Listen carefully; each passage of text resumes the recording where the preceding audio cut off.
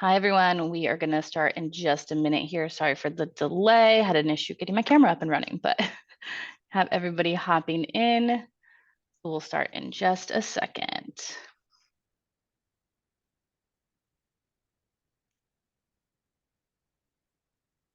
Okay.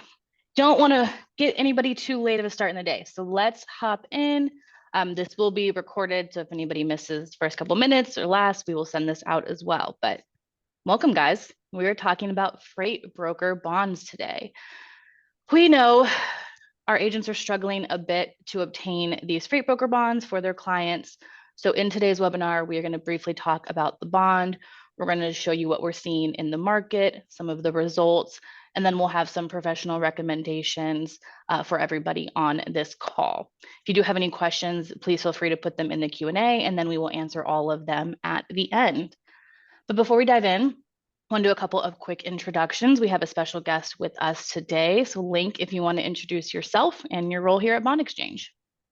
Hi, my name is Link Glover, and I am the head of commercial surety here at Bond Exchange, and I've been writing freight bonds for about 3 years. Absolutely. And Link is the new head of commercial. So we're really excited to have him. And he's still making time for us, even though he is very busy. So we appreciate his time today. Great for answering all of your questions. And then my name is Taylor Mullen. I work here in Bond Exchange in business development. Work on a lot of agency enrollment, so I've probably met a lot of you. And if there are any agents on this call I haven't met yet, I look forward to getting to know you. So let's dive in to freight broker bonds. We're going to start with just a little bit of basic information. You can kind of read on the screen. I don't want to bore you with some information, but just to kind of figure out what we want to focus on, this is going to be based off of several factors, but if you want to take a note of our lowest cost, this is the lowest price we are currently seeing from our carriers. Of course, with freight broker bonds, they are going to be federally required, and anyone who wants to be a freight broker would need one. So let's talk about what we have been seeing in the market that has led to this hardening of freight. So if you want to go back a little bit, we can talk about COVID. I know during COVID, there was obviously an increase of demand for shipping. I was home ordering everything to my home, and I'm sure a lot of people were as well. We also had just a lot more people at home looking for things to do without being able to do their traditional jobs. So there was a lot of interest in becoming a freight broker. There's not a lot to get into the business. So we actually saw an increase in brokers in 2021, which is 70% more brokers than we did pre-pandemic, pre-COVID. So what that means is people who didn't have a lot of experience being a broker, maybe didn't have the capital to keep the business afloat, getting in the industry, and then seeing a massive uptick in claims because of it. Probably not super surprising, but that's sort of where the problem begins. And then we unfortunately want to talk about fraud. Freight is definitely rife with fraud. We see it all the time. I want to give a couple of examples here. One of the first ones we're seeing, and this happens quite a bit, would be double brokering. Some of our agents on this call are probably really familiar with that term. I myself wasn't. So I wanted to kind of break it down for everybody, just so we have an understanding of what that means. So from a fraudulent perspective, when we are seeing double brokering, we're seeing these brokers pose as a carrier and bid on a load. So let's say everybody else is bidding $4,500. This carrier is going to come in and underbid at $3,000. Obviously, they're going to win the load. Then they'll turn around and actually hire a real carrier to deliver that load. Let's say we're going to pay them $6,000. That carrier is excited. They do their job. Everything gets delivered, and the shipper gets notification of delivery, and they pay the broker. Unfortunately, the broker then never turns around and pays the actual carrier. So they're doing that as quickly as they can before the bond gets canceled. You can see that's a major issue for everybody, obviously from a fraudulent perspective, but also we see truckers going out of business because they're not getting paid properly. So that is one example of fraud. I know Link has a couple of others that he wants to walk us through. Yeah, I mean, one of the main things that we are seeing is identity theft or identity fraud. Um, the two major ways that this is done is either the classic thing you think of identity theft, where someone is, on the internet stealing someone's license and social security number and using that fraudulent information to open a business in their name.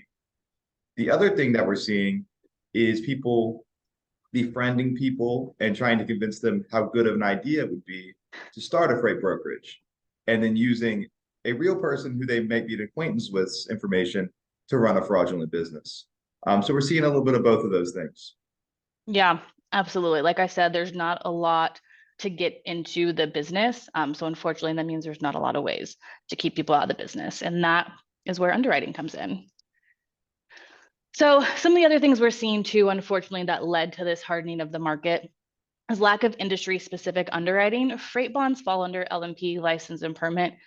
There is the possibility to give these bonds based off of credit. However, we definitely, because of COVID, because of inexperience with fraud, we think there's a lot of other factors that need to be considered moving forward when it comes to these broker bonds.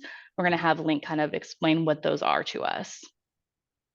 Yeah, so we're checking four main factors when we're underwriting these freight broker bonds. The first one is going to be a credit check. Now, you can expect that for pretty much any bond you write with Bond Exchange. That's to be something that all of our agents are used to. So for that reason, we will always ask for your client's social security number. So that should be something that you have available. Something that we've started doing for freight bonds is the broker history check. We're checking these person's name to see if they've had brokerages in the past, to see if maybe this brokerage has gone out of business and coming back into business, prior bond claims. So we're just taking a look at what this person's done in the past in the freight broker space. We're also doing identity verification. This is pretty simple. We're just going to ask anyone who's applying for a new freight bond to take a picture of their license and then take a picture of their face. As long as those two things match up, we shouldn't have any problems at all. And then lastly, we're doing a regulatory check. Really, we're just checking the FMCSA website, which I will show you later on in this presentation, to make sure the information that they've given the government and the information that they've provided with us is the same. Yeah, probably pretty important factor. All right. So let's talk about what we're seeing because of the inexperience and fraud, what is actually happening in the market, how the agents are being affected, how carriers are being affected. So obviously loss ratios are through the roof, good claims, bad claims, all the above. So surety underwriters completely overwhelmed, not just with the expenses of paying out these claims, but also with the time it takes to actually investigate whether they should be paying them out or not. So ton of expenses there. And then obviously actual freight brokers who need these bonds are having a harder time, rates increasing, carriers exiting the market. I know Link has a little bit more insight into what this actually means. Yeah, I think all these three bottom points really all tie together really well. When you have legitimate freight brokers, prices going up substantially when they aren't doing anything wrong because of other people in their space, that just makes it more and more common that we're going to see the fraudsters where the legitimate businesses used to be. Mm-hmm. So here at Bond Exchange, we're taking an extra effort to do that extra underwriting so that we don't have to increase rates as much as some of the competitors do. And as we see with some of the competitors have decided not even to increase rates, some of the carriers have just completely exited the market. We've seen 2 of the 5 biggest freight broker carriers completely exit the market in 2023. Yeah, absolutely. Again, like to your point, making it so much harder for legitimate brokers to get that business. And then again, making it harder for our agents to get those bonds written for the legitimate brokers. So it's definitely hard all around. That's a big portion of why we want to do these webinars is we really want to give our agents the education on how to best combat it moving forward. We obviously want to help all of our customers get bonds, but we want to help agents really be the best consultants for their customers. So we've gone through all the problems.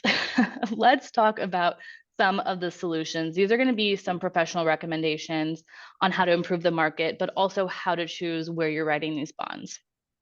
So these are best practices just to sustain the market overall.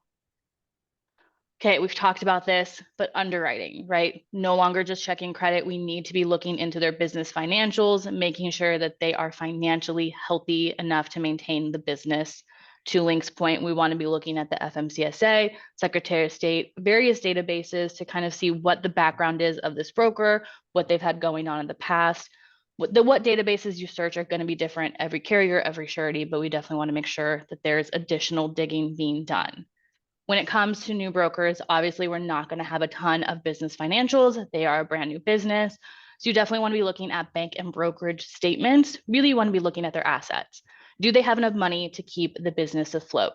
If they take on a load and they have a vendor paying them late, do they have enough of capital to maintain in the meantime? Huge point.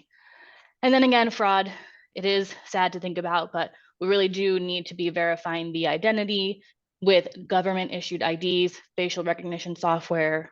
Again, this isn't just taking a selfie of somebody who looks like you, sneaking in under somebody else's ID. So we need to be a little bit stricter with what we're looking at in the market.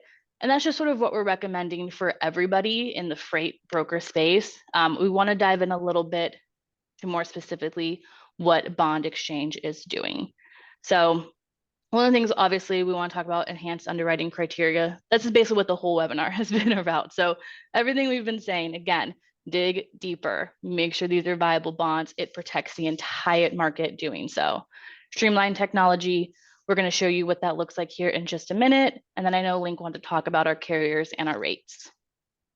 Yeah, absolutely. With a lot of carriers exiting the market, the carriers that we are currently working with are all working to stay within the market and keep stable prices to keep as many freight or legitimate freight brokers bonded. And with creating sustainable rates, we have found that our strategic partnership with Jet Surety and our facial recognition software has made it so that we can keep rates low and keep our agents, clients happy. Yeah, absolutely. What we don't want to see, and we don't want to see bait and switch pricing, right? We don't want to come in low to just continue to raise it every single year. Link and I were talking about this a couple days ago, and he gave me a fantastic example of when you have a 16-year-old driver who gets licensed, that's not when you're giving them the lowest rate, right? We're not giving them an introductory rate. That is when they are the riskiest. It should be going down from there. So that's really how Bond Exchange is approaching these bonds. And that's why I love these webinars, because I learned so much from all of my special guest hosts. All right, well, I'm going to stop sharing my screen. I'm actually going to hand the reins over to Link, and he is going to walk us through what one of these applications looks like and kind of show us some additional points. So you have the reins to share your screen now, Link. All right, excellent.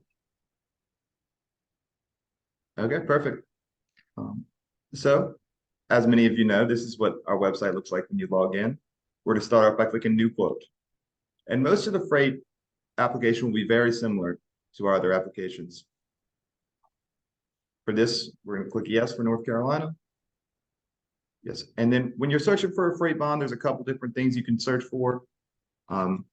Freight works, ICC works, or even broker will work. We go and select it. Yes. Now you can always send the application directly to your customer so that they can do it, but for this example, we're going to do it ourselves. It's going to ask for your customer's FMCSA license number. There's two types. There's motor carrier and freight forwarder. The most common is motor carrier, but it's completely fine if your customer is using a freight forwarder number.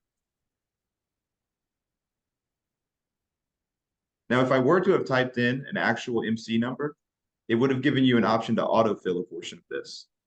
For this, I didn't actually use anyone's number. We didn't want to pick on anyone specifically. So I will be typing in our own information.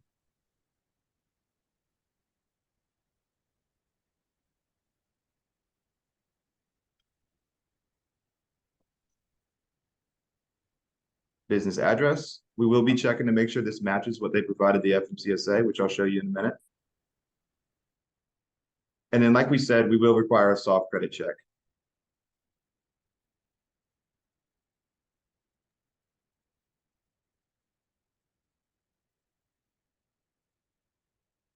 So now we're going to get to one of the points where this is a little different than what we might have seen in the past. It's going to ask you to verify your customer's identity with a passport or government issued ID. Now, when we're here, we have a lot of different options. If your customer is not sitting there with you, you can send them a text, an email, or a link. And if your customer is there, or if you sent this to do themselves, they can also just scan a QR code with their phone. Once that's done, the application will go to our underwriters and we'll shoot you an email back with a quote. Now, I also wanted to show you an easy way to look up any of these bonds after they've been issued. We have a lot of people ask us, has my bond been filed? Where can I check out my bond? So you can always go to public.fmcsa.dot.gov, and you can always look up, just type in a random 6-digit number to find a. Oh no, these always get me. Yeah, it's gonna ask me to do the captcha, so I didn't expect that. It didn't ask me to do that in any of the ones It this morning. knew you were a robot. Well, God, that's a lot of traffic lights. Okay. yeah, absolutely. Pass the Sorry about test. that. Unexpected. So yeah, so once you get here, you can always see, we can see that this person actually has a bond that's required, but it's not on file. And you can always go to active pending insurance and insurance history and just take a look at any Wow. insurance that your customers had on file. And that can make everything a lot easier with communication with your customer. Okay. All right, Taylor, I think that's all I had. Yeah, fantastic. I have never seen this website before in my life. So that was really interesting. All right. I am going to take it back from you really quickly and share my screen one more time. So I know we're giving you guys tons of information about what is going on with this market and what we're recommending. So I assume we probably have a few questions. I'm going to start getting to those now, but just want to put this on the screen in case you have to hop out. If you need to contact us at any time, please call us, email us, go on our website and chat with our underwriters, whatever you need. All right, but while we still have Link here, let's see what questions we can get him to answer for us. Okay. I've heard that your Surety Pro tool, shout out to Surety Pro, would let me quote bonds directly on my website. Can I quote freight broker bonds on my website with Surety Pro? Okay, I can probably tackle that one. Yes, absolutely. So with Surety Pro being on your website, for those of you who aren't familiar, this online application that Link just walked us through, that's available to agents from their portal, but also there is an embedded application version of that that can be directly on your website and your customers can go in there and immediately start their application. So yes, they can. If Surety Pro is on your website, you can definitely start this. As you saw, it will stop them because we do need to authenticate, but it will take them up to that point, and then we will email their customers to continue and verify and purchase and all of that. So definitely can start that in the Surety Pro tool. Love that. Thanks for bringing it up. Okay, let's see what else we have here. How do we get appointed? All right, I can tackle this one too, Link. If you just want to go to bondexchange.com, there'll be a button on the top right that says gain access. It is as simple as that. We will go in, myself or somebody else on the business development side, will just verify your PNC license. That's what you need to be an agent on here. And then once we do that, you would hear from us just to welcome you, help get you set up your profile, answer any questions that you have. Okay. Will Bond Exchange help me obtain more freight broker customers? We definitely can. So there's a couple of different things that we can do here. Again, we have Surety Pro. What that does is it actually helps SEO on your website a bit if you are looking to increase traffic on your website. We also do have a ton of content around freight broker bonds. So we have several articles that we have posted. Please feel free to always check out our blog. We'll also post some videos we've recently done on our YouTube page. So all of that is just an example of the types of conversations and the type of content you should be putting on your website if you are looking to bring in any type of bond really, but if freight is what you're talking about, you should definitely be mentioning that. One of the things that we also will do, this isn't freight specific, but just to help you get more customers in general, is any verified agent will be now listed in our book builder tool, which is find an agent. We can pair you with customers who are looking to purchase bonds in your area. Tons of different ways to help you get more business. And of course, we have a whole marketing team here, so we'd be more than happy to work with you on additional suggestions. I don't want to take up too much time on this, but if you have any more questions about that, please feel free to reach out to me and I'm happy to work with you to help do that. Okay. We have a couple of people actually asking to show the website again. So I'm going to have you do that in just a second here, Link, just so we can kind of get people familiar with it. But I do see one more quick question before we do. Can I send the application to my customers via email?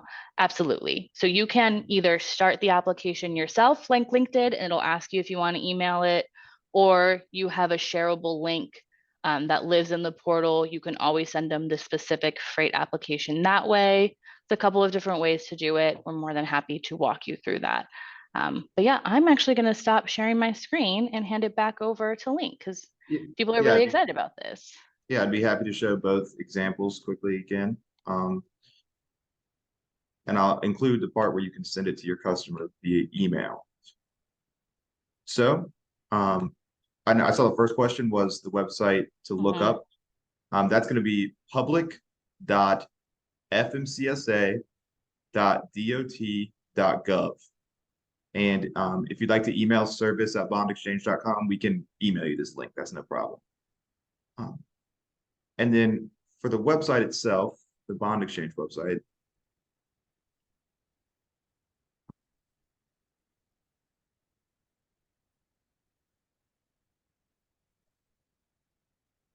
so I got to go back to the beginning. They really want you to finish that authentication. You're going to get new quote. And this is just whenever you log straight into bondexchange.com, you're going to click new quote. Yes, and then you just type in freight. And then this is the part right here where you can send it directly to your customer. You just click yes. It'll ask you first name, last name, email, send email, and you're done. Your customer can complete everything else by themselves. And then otherwise, you're just straight into the application. And I want to point out that when you're in here, if you look at the bottom right, there has the question chat with our team. So whether you're as the agent, the one filling this out, or you email this to your customer and they're completing it, if any of you have any questions, you can definitely chat with our team there. Just if you need any clarification, you're a little confused, that goes directly to our underwriters. They'd be happy to walk you through what that process looks like, answer any questions that you have. Yeah, absolutely. Always use that chat. We'll get back to you within a minute and help you with any questions you have about the website or about the bond. Yeah, absolutely. And I think, all right, not to make it confusing for everyone, but I'm going to put our contact information on the screen just one more time again. All right, and then let's check, see if we have any other additional questions. I love how many people wanted to see the site. I feel like we don't get to show that often enough, so I'm really excited. Okay. I think that's it for now. So we will definitely be sending this out as a recording to everybody who attended. Thank you so much. We do have another webinar coming out in a couple of weeks, and that is going to be the last one of the year. So want to thank all of our agents who took some time away from their day to join us. If you do have any additional questions and you didn't have time, you didn't want to ask it in front of everybody, please feel free to email or call us, and Link, myself, or some of the underwriters will be happy to help you. But thank you so much today, and we will see you on the next webinar. Thank you, everyone.